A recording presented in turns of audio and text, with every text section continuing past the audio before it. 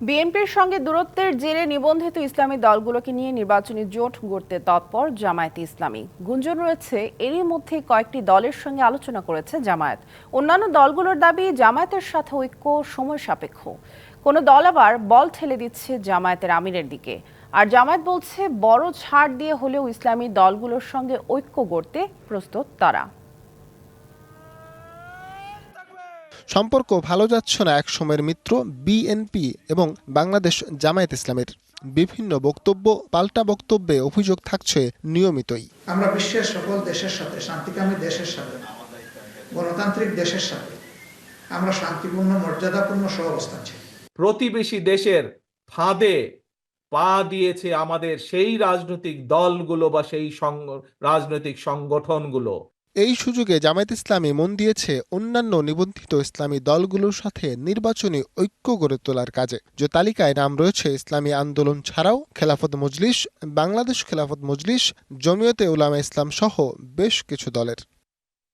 ইলাস্টোমেরিক emulsion থাকায় দেয়াল থাকে ড্যাম্প প্রুফ ফাঙ্গাল মুক্ত। Rainbow paints, the colour of joy. ঐক্যে পৌঁছতে পারলে দলগুলো প্রতিটি আসনেই সব দলের সমন্বয়ে একজন প্রার্থী মনোনীত করতে চায়।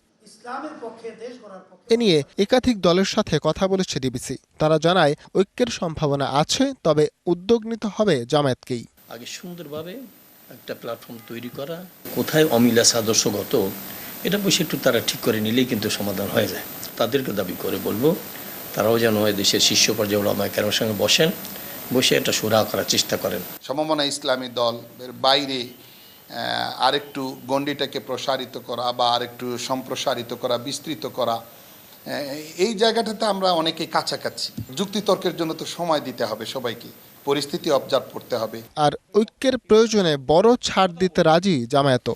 জামাত ইসলামীকে অনেকে মনে করে জামাত একটা বড় দলগুলোর ঐক্য হলে আবার জামাত এখানে প্রাধান্য বিস্তার করে কিনা, ডোমিনেট করে কিনা।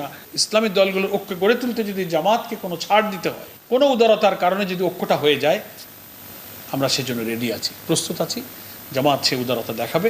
নির্বাচনের সময় ঘনিয়ে এলে তা আরও পরিষ্কার হবে বলে মনে করেন জামায়াতের সেক্রেটারি জেনারেল।